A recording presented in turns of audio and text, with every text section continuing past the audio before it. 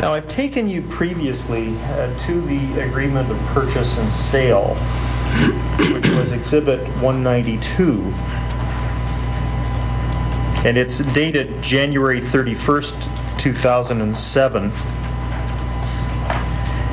And you've told me that you expected Mr. Cook to play the leading role in negotiating that on behalf of World Class Developments. What was your involvement, if any, in the negotiations and eventual signing of the agreement of purchase and sale? I was not involved in negotiations at all. I did converse with Murray on a regular basis, but I was not involved in negotiations whatsoever.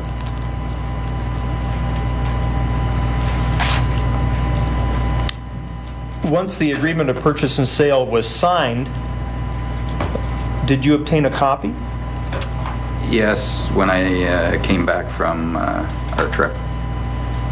I don't know immediately, but shortly thereafter. Sorry for cutting you off, which I did twice in the course of that answer. Who gave you a copy of the executed agreement? It would have been Murray Cook.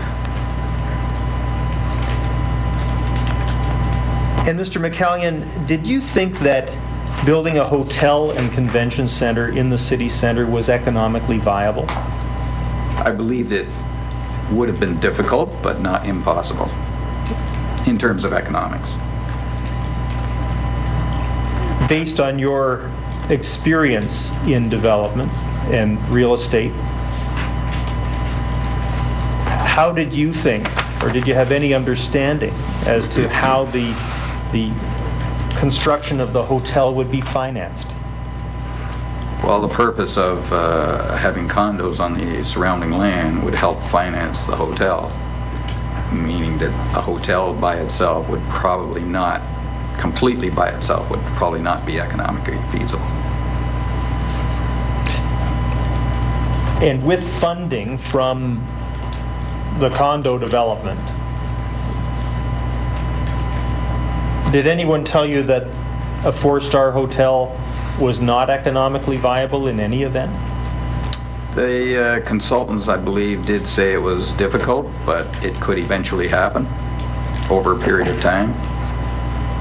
You build a hotel to four-star standards, but you only get three-star service, because the difference between the stars is usually service. And Mr. McCallion, we've heard the evidence from Mr. Costin about the negotiation of the agreement of purchase and sale, and you've told us that you were informed about the negotiation of it from time to time. During that process, did you ever talk to your mother about the transaction? Not that I recall, no. Is there a reason why you didn't do that, sir? We had nothing to talk about. Why not? It was taking a long time, I do recall that. I believe we were negotiating for almost 2 years. But I don't recall if I did mention anything, it would have been, it's taking a long time. And by the way, where do you live in relation to where your mother lives? How far apart are you? 2 minutes away. 5 minutes by walking. All right. And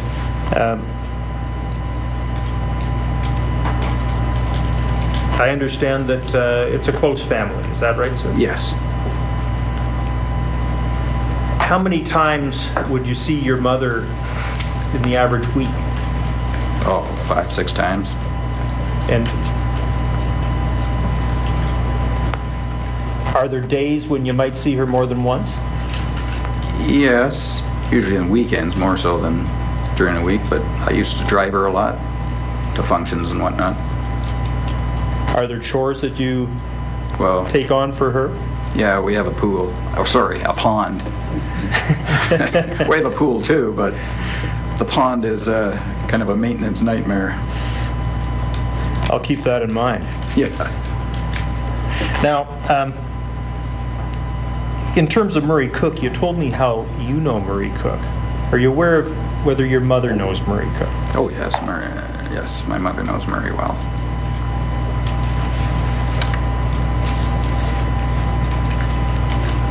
Did you understand at the time whether Mr. Cook was speaking to your mother about the project? I probably would say, suspected he would, yes. When I speak of the time, I refer to the time when the agreement of purchase and sale was being negotiated. Yes, yes. Now, more generally, do you talk to your mother about your business affairs? I let her know what I'm working on, basically, just as a past tense. She usually says, you know, are you working? A mother's concern. Yes, exactly. And how often during this period, sir, would you have discussed your business affairs with your mother? Say in the year leading up to the agreement of purchase and sale being How many times would I discuss this specific project? I don't know, 5, 6 times. No, but how many times would you, how often would you discuss your business affairs with your mother in a more general way? Oh, in more general. Almost every time I'd see her, she'd go, oh, what are you working on? What are you doing? Not specifically telling her exactly what I'm doing, but... All right. Let's turn to another individual whom you involved in world-class developments, and that's Tony DeChico. Yes. We understand from other evidence that you brought Tony DeChico into world-class developments in the summer of 2007. Yes. How did you know Mr. DeChico? I had met him on a property that I had listed, and he was the purchaser. How long ago was that? Or how many years, how long prior to 2007 was that, to be more precise? I'm guessing 10 or more years. And from that time to 2007, had you had any other contact with Mr. DeChico? Oh, yes. We actually became friends. And in your work as a real estate agent, after that initial time, Yes. did you work with Mr. DeChico? Yes, I had some listings that he had for lease and whatnot. Now, why did you ask Mr. DeChico to become involved? I believed he had the experience to bring the project to fruition. He's built homes, he's got commercial developments, and I believed he had the financial resources. Now, that's why to involve Mr. DeChico, but why involve him at that point? Why involve him in the summer of 2007? At that point, the bills were not being paid, so we needed some financing right away.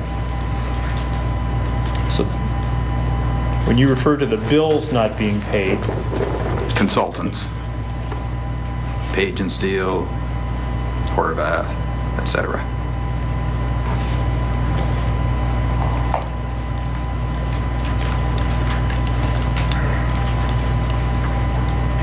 was there another reason for involving Mr. DeChico in the project, apart from the fact that you were concerned about failure to meet financial obligations? Yes, well, at that time it was becoming apparent that Mr. Cook was looking to squeeze Leo out of the company because of the lack of bills being paid. Why was this a concern to you about Mr. Couprie being squeezed out of the company by Mr. Cook? Well, I believe that I would not be involved at that point. If he got squeezed out, I would not be the agent for selling the condominiums in the end. Because Mr. Cook's partners, or I believe to be potential partners, have their own in-house sales staff. Now, to be precise about it, what did you ask Mr. DeChico to do by way of involvement in WCD? Well, basically take over the lead and manage and put it together. Deal with the vendors, deal with the consultants, and deal with the city. You've touched on how you knew him, and you touched on his experience. Were you aware of any particular developments that he was involved in? Well, he was building houses up in Kleinburg, I know that. He had a plaza in Windsor. He has some older developments in Mississauga. So he's all over the place. This might be a time to return to Exhibit 197, which is the August 1st, 2000 Declaration of Trust and Shareholders Agreement between Landplex and Leo Kupri. We've already touched on this previously, Mr. McCallion.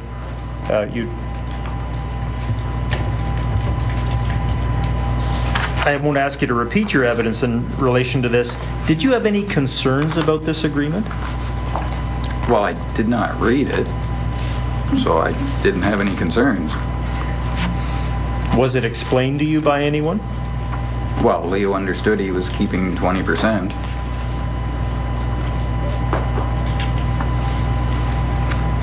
Of 80%.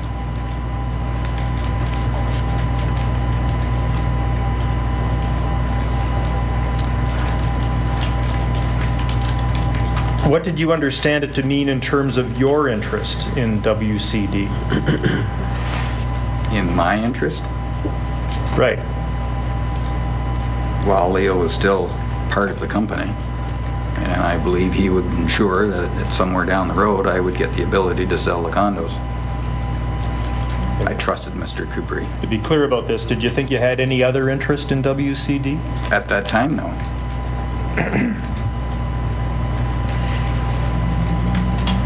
Now, you've told us that Mr. DeChico took over the day-to-day work in relation to WCD. Is that Yes. right?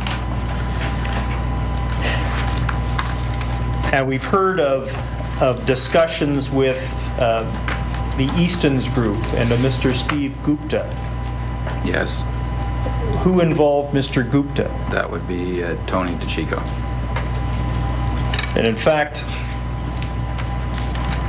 did you take part in a tour of a hotel that is operated by Mr. Gupta? Yes, I did. Can you tell us about that, please? Well, that was a tour to see his Marriott Residence Inn on, I don't remember what street, but, and... In what city? Well, it's in Toronto. And so we went on a tour.